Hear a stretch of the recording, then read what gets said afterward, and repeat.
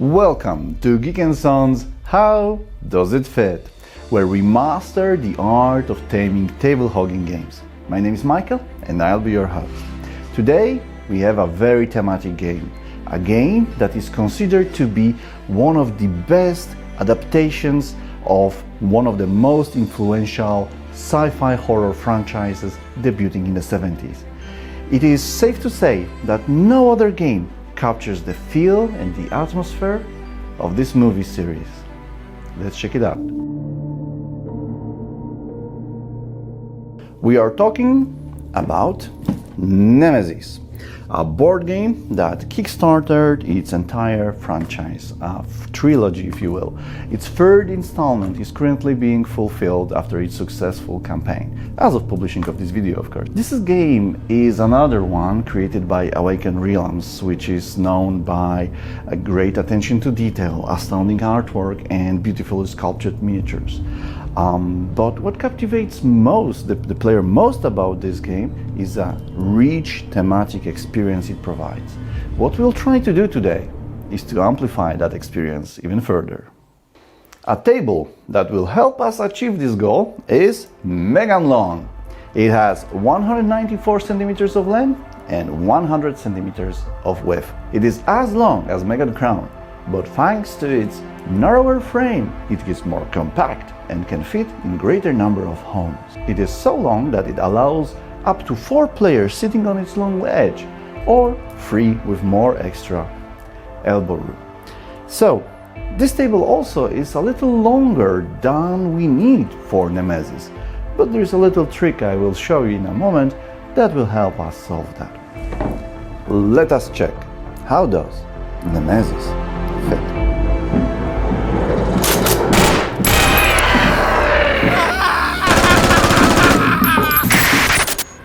It is time to release the beast.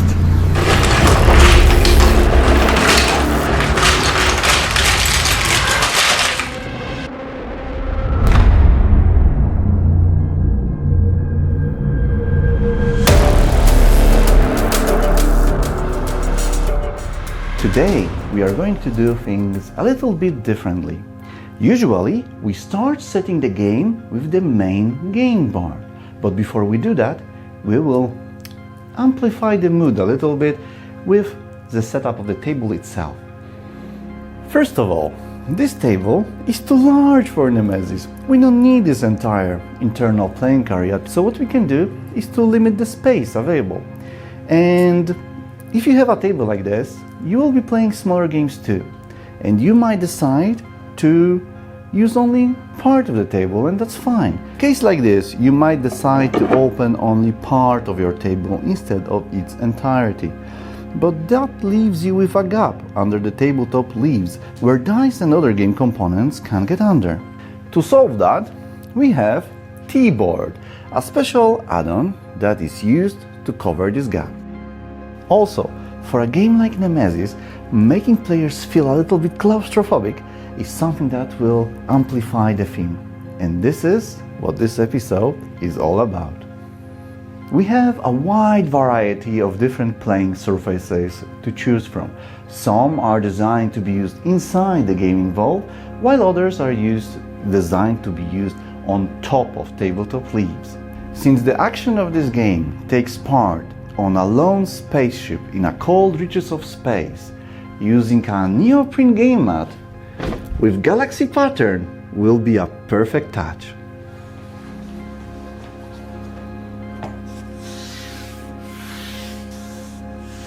This pattern is the perfect backdrop for any game set in space, and it's going to look fantastic on the table.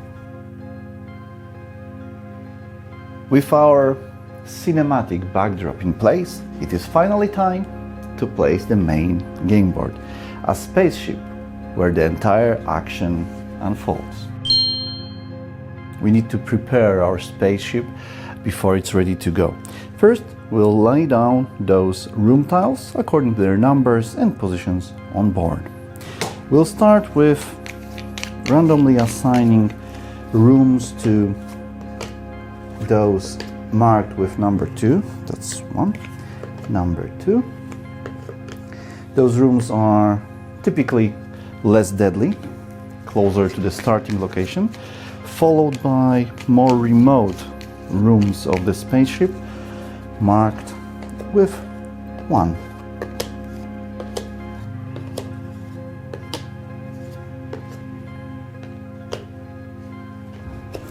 The remaining rooms return to the box. Once the rooms are in place, we randomly choose and assign exploration tokens to each of them. Next, we randomly choose 1 coordinate cards and place it next to the bridge.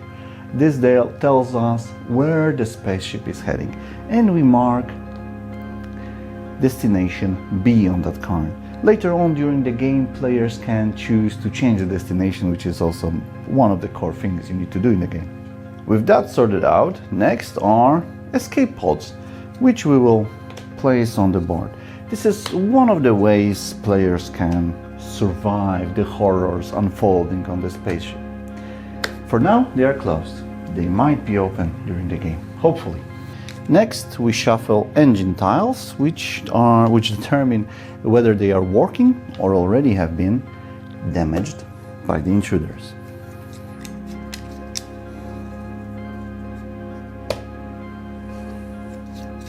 Next, we place the counter on the turn track. This determines how much longer we have to survive this ordeal. And finally, a body token of a crew member that is a first victim of the intruders on board. He is placed on the hibernatorium, where players will reawaken from their cryosleep as well and find this body. And with that, our spaceship is almost ready. Next, we will place our intruder board, which is used to track the knowledge of our crew members about the intruders who are stalking them on board. First, we'll place 5 eggs, which can be discovered and also are part of research you can do on them. And next, we will assign them 3 random weaknesses from the deck.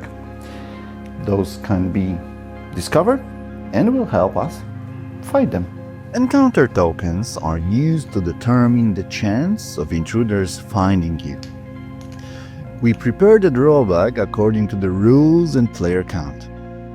While we could keep monster miniatures on board all the time, however, keeping them visible all the time actually lessens the impact when they actually hit the board. After all, every good horror story knows that anticipation of the monster is more scary than the monster itself. To reflect that, we'll keep the monster minis off the table, stored in the large wooden bin, so that when they finally hit the ship's deck, it has real impact. Next, we'll be assigning player boards to each player and sitting the players around the table. There's a whole procedure for selecting player characters and determining player order. But for the purpose of this video, we'll skip that and simply assign each player a random character and number. Each player has a player board, and we need to leave enough room around it for the various cards they'll be managing. So make sure everyone has ample space around the table. The game comes with those card holders, which are referred to as backpacks. They are used to keep your inventory, your item cards, as well as your number. So you can use those, of course, or you can use the built-in the table card rail. So just make sure everyone can see your number. Each player also receives 1 random personal objective card and 1 random corporate objective card. These are kept secret, and fulfilling either one determines whether that player wins the game. An action deck specific to their character. A starting item, along with the required number of ammunition cubes. 2 personal items that can be unlocked as the game progresses. Their character miniature, which is placed in the hibernatorium room of the spaceship.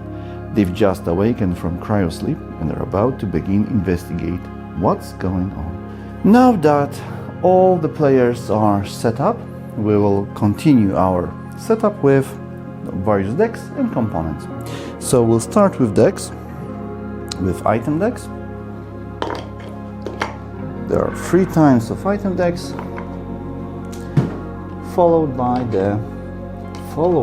the craft deck. And we have event deck, intruder attack deck, deep wound deck, and infection deck.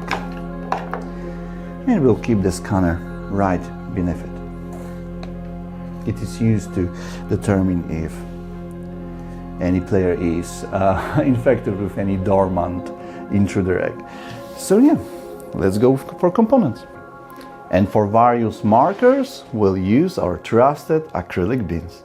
And we'll color code them for clarity. Yellow for noise markers, red for wounds and ammo markers, white for status markers, blue for doors. We'll place both fire and malfunction tokens in a single black bin to save space, and all remaining tokens related to intruders in the purple. I think it's fitting. We've achieved a really solid setup for the game. It gives everyone enough room to play while keeping all the components well organized. More importantly, I believe this setup really enhances the mood and helps players immerse themselves in the game's narrative. But there's one more cool thing we can do to crank this up to 11. One of the awesome features our tables can be equipped with are LED lights. In a moment, I will show you how this small feature can turn your games to something else. Imagine this. The game has just begun. Your characters have woken from cryosleep on a cold, quiet spaceship. Set the LED lights to a pale cold blue, simulating the sterile, utilitarian lighting of an abandoned ship. As the game progresses, encounters with the intruders become more frequent. More and more rooms begin to suffer damage, either directly from intruders or as a collateral from player actions. Fires break out.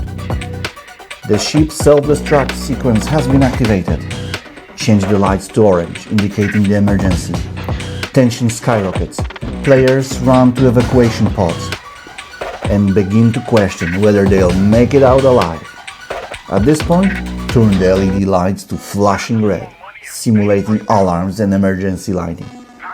If that's not a great way to get everyone feeling the tension, I don't know what is. And with that final touch, we are ready to play. I hope I was able to show you today that a gaming setup in line with the theme of the game you're playing makes a world of difference. Have you ever played Nemesis? Have you ever played any other heavy themed game? What do you do to increase the theme and experience of players? I'd love to know your thoughts and your ideas. So share them in the comments below. Please like and subscribe the video if you like the content, what we are doing, and you would like to see more of it. And remember, keep your games tight. Thanks to Geeknson's mind.